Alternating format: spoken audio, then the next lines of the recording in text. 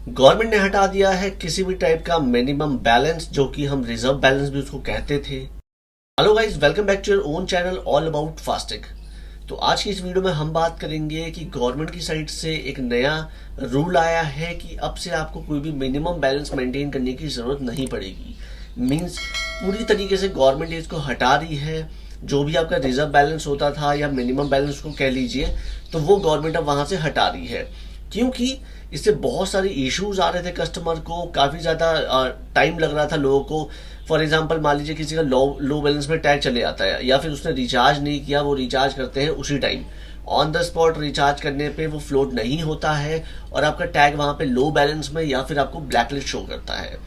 तो ये सब चीज़ें देखते हुए गवर्नमेंट ने डिसाइड किया है कि लोगों को हैसल फ्री ट्रांजेक्शन हो पाए, हैसल फ्री जर्नी हो पाए, कोई भी प्रॉब्लम ना आए, और इसी को देखते हुए वहाँ से इसको रिजर्व बैलेंस को हटा दिया गया है।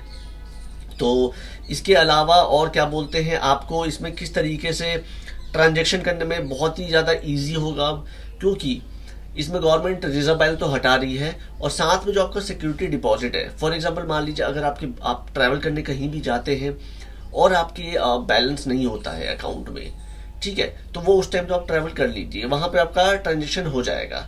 बट आपको वहां पे जो अकाउंट में आपका जो बैलेंस शो करेगा वो नेगेटिव में शो करेगा। फॉर एग्जांपल मान लीजिए आपने 100 रुपीज की ट्रांजेक्शन की है, 100 रुपीज आपके बैलेंस में वॉलेट में नहीं है, तो वो क्या होगा, 100 रुपीज का वहां पे डिडक्शन हो जाएगा, लेकिन आपको वहां पे माइनस में शो करेगा, नेगेटिव में वो। और जैसे ही आप ऐड करेंगे अपने वॉलेट में, तो वो पैसा वहां से फ्लोट हो जाएगा डायरेक्ट से आपके वॉलेट में। कौन से वॉलेट की बात कर रहा हूं मैं यहाँ पे, ये है आपका सिक्योरिटी डिपॉजिट वाला वॉलेट। जो आपका 100 रुपये डिडक्ट होगा वो होगा आपके सिक्योरिटी डिपॉजिट से। जैसे आपका रिजर्व बैलेंस का था सेम ये है, बट रिजर्व बैलेंस में क्या होता था कि आप ट्रांजेक्शन नहीं कर पाते थे अगर आपका बैलेंस नहीं होता था तो। बट इसमें क्या है, आप ट्रांजेक्शन कर पाएंगे और जो अमाउंट होगा वो डायरेक्टली आपके डिडक्ट होगा आपके सिक्योरिटी डिपॉजिट से। तो जैसे ही आप ऐड करेंगे उसका दोबारा से फ्लोट होकर वो चले जाएगा सिक्योरिटी डिपॉजिट के अंदर। जैसे फॉर एग्जांपल मान लीजिए अगर 250 का सिक्योरिटी डिपॉजिट है और आपने 100 का ट्रांजेक्शन कर दिया, तो वो 100 का फ्लोट होकर वापस से वहां पे चले जाएगा। तो ये तो रहा आपका ट्रांजेक्शन को लेकर। दूसरी चीज आपका ये है कि आपको रिजर्व बैलेंस में कोई भी अब नहीं रखना है, तो इससे क्या होता है, आपका टैग का जो कॉस्ट होता है वो भी कम हो जाता है। जब आपका फॉर एग्जांपल मान लीजिए आपके पास 400 का कोई टैग था, अब वहां से सिक्योरिटी डिपॉजिट हटा दिया गया है, लगा लीजिए 100 रुपीज का है या फिर 150 का कोई सिक्योरिटी डिपॉजिट था, सॉरी रिजर्व बैलेंस था, तो उसको क्या कर दिया गया, वहां से हटा दिया गया, तो टैग का जो कॉस्ट होता है वो और कम हो गया। 400 का टैग आपको पड़ता है 350 का, 300 का या 250 का। तो वो डिपेंड करता है कौन से बैंक की क्या कैटेगरीज वाइज है, वो उस तरीके से वो चार्ज करते हैं। तो जब भी अगर आप टैग खरीदने भी जा रहे हैं, अगर आपने नहीं खरीदा है या फिर कोई नया टैग खरीदना चाहते हैं या फिर जो भी है आपका रिप्लेसमेंट करवाना चाहते हैं, तो आप देख लीजिए ये चीज़ें चेंज हो चुकी है गवर्नमेंट के उससे।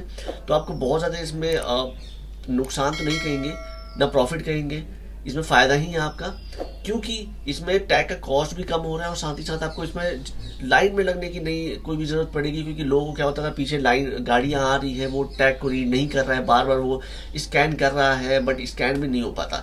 तो इसमें क्या होता है, क्योंकि उनका लो बैलेंस में टैग था, इस वजह से भी वो स्कैन नहीं हो पाता था। तो इसमें कोई भी इशू नहीं आएगा। और बाकी ये अपडेट मैं आपको बाद में बताऊंगा, क्योंकि अभी इतनी ही अपडेट हमारे पास आई है। तो अगर कोई भी इशू आता है, आपको कोई प्रॉब्लम आती है, तो बिल्कुल आप हमसे पूछ सकते हैं। और अगर आपको कोई भी इशू आता है फास्टैग को लेकर, तो आप हमें कमेंट कर सकते हैं। हमारी मेल आईडी मेंशन है डिस्क्रिप्शन में, तो आप हमें मेल भी कर सकते हैं। वीडियो को देखने के लिए बहुत बहुत धन्यवाद। Thank you so much.